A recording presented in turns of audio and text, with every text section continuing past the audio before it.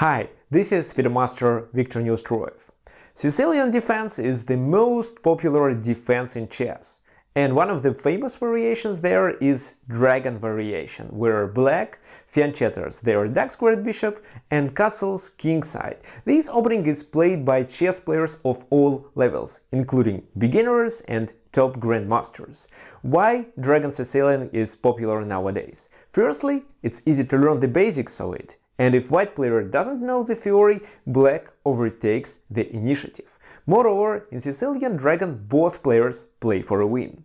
There are several strategies of how to play against Dragon variation for white. Some of them are sharp, some are positional, but an ability to understand and come up with a plan are required from both players.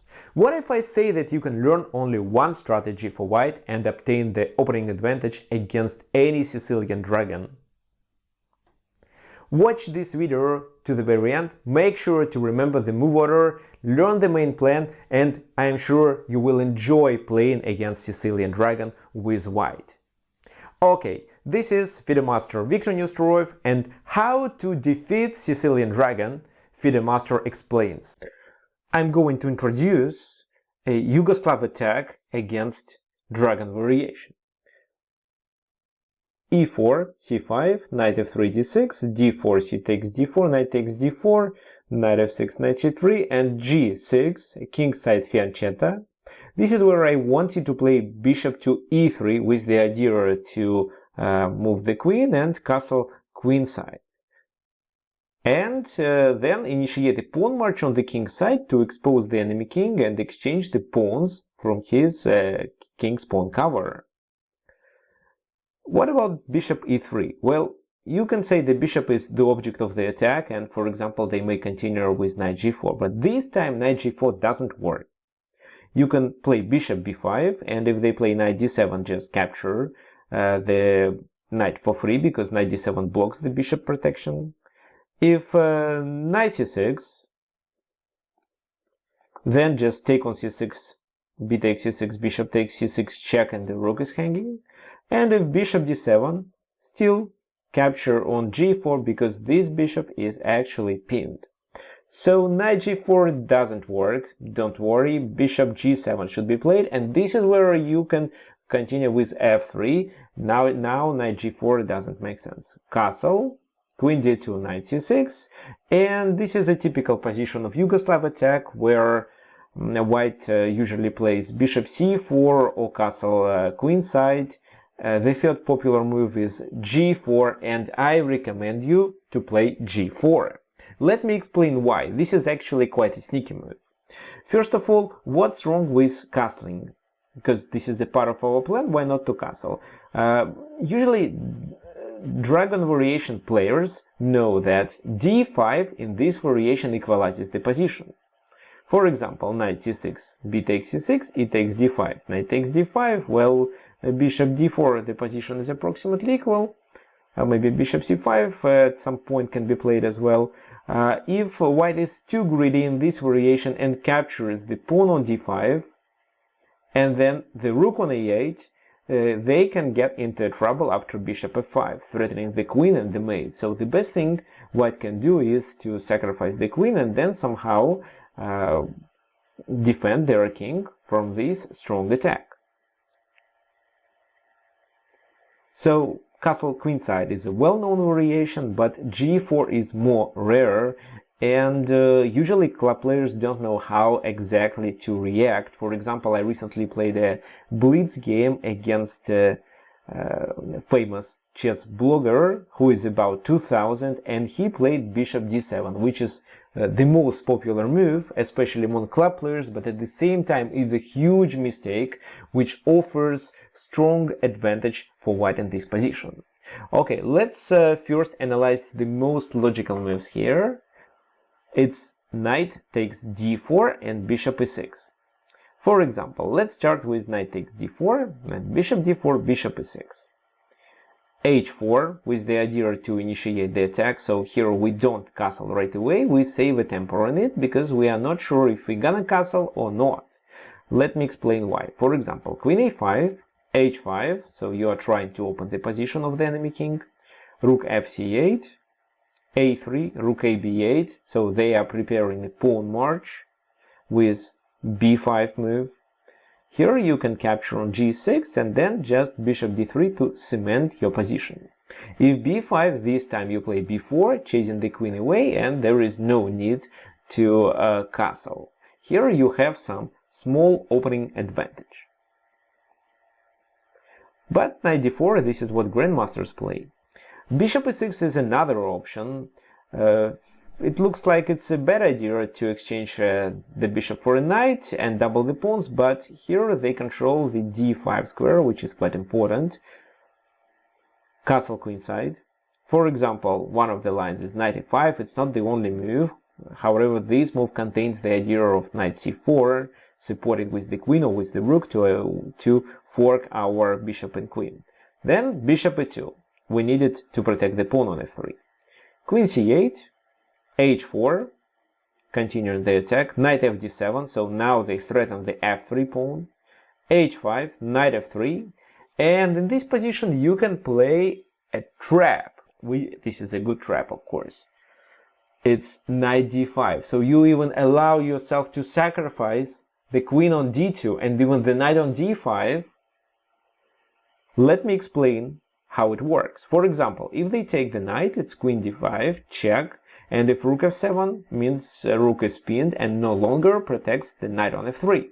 If king h8 in this position, then just h takes g6, threatening the mate on h7 with the rook move.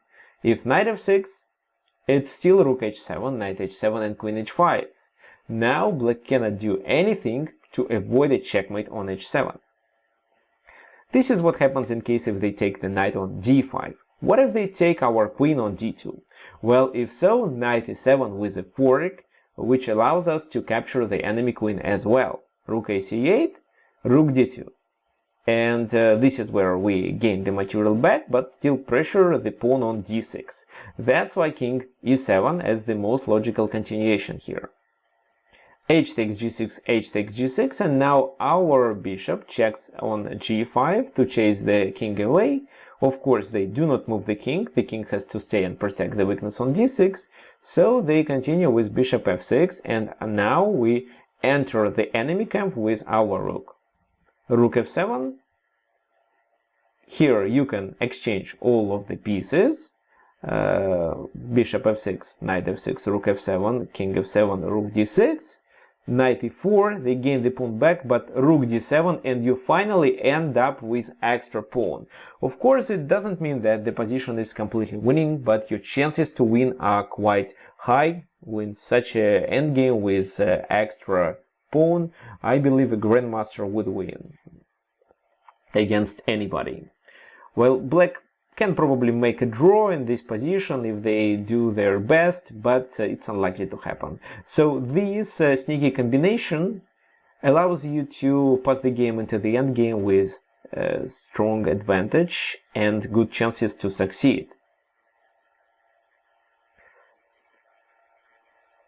So you see, even if they play such natural and quite common, especially among grandmasters, moves like bishop e6 and knight d4, white is still able to get some maybe small but still advantage. What if they play bishop d7, which I mentioned as a critical mistake? If so, we can castle and then continue our attack. So d5 this time doesn't work, it's just a blunder. Moreover, d5 doesn't work even here. So instead of castling, we play g4, but d5 is a mistake against g4. Why? Because then we can play g5 to chase the knight away, and then nobody protecting d5 except the queen, of course. So e takes d5, we're just gaining the pawn for free. Knight d4, bishop d4, bishop d4, queen d4, e6, for example, to take the advantage of the pin and maybe threaten the g5 pawn. Then, let's say, queen e5, protecting on g5. E takes d5, and here we can just castle, capture the pawn on d5 on the next move, and end up with an extra pawn in even a positionally better position. So what if they play a dragon as a template with bishop d7? If so, castle and initiate your strong attack. knight e5, h5, knight c4, and you are okay to exchange your light squared bishop, which is useless in such a position because your pawns are located on light squares. Rook takes c4, h takes g6, f takes g6, and you may continue your strong attack with such moves like bishop h6. Remember about the d4 knight, it should be protected, and maybe queen h2 or maybe knight d5. But here the best move is to take the advantage of a tactical combination because you're already better. With e5 move you are able to win the material. Well, if they take, you can play knight e6, taking the advantage of the pin and forking their pieces, so you at least gain the exchange and your position is better. You can still maintain your kingside attack. So that was Yugoslav attack against Dragon with the 9th move g4, which I suggest you to play. It's a good trap, so please practice it and defeat black in this position. If bishop d7, then your advantage is huge. But even if they play bishop e6 and knight d4, you can still obtain a small advantage and play for a win anyway. In this video, you learned how to successfully play Yugoslav attack against Dragon variation. You may call the 9th move g4 a trap, but this is a good trap. If black doesn't know how to react properly, white gets a strong advantage. If black plays a proper move, white is still better, with good chances to succeed with their kingside attack or gain some positional advantage. Thank you for watching, and make sure to like this video, subscribe to my YouTube channel and share it with your friends chess players, so they can learn how to defeat Sicilian Dragon as well. If you know any other good strategies against Dragon that offer it a better position in your own games when you were white, of course, please share it into the comment section below this video. After watching this video, I'm sure you improved your ability to play against Dragon variation. Now please practice and of course gain some rating points. Dragon is popular, but not the most popular line in Sicilian defense nowadays. Neither variation is the most popular one. If you would like to learn how to play against neither as well, watch the video how to play neither Sicilian on the screen next, and I will see you there in a moment.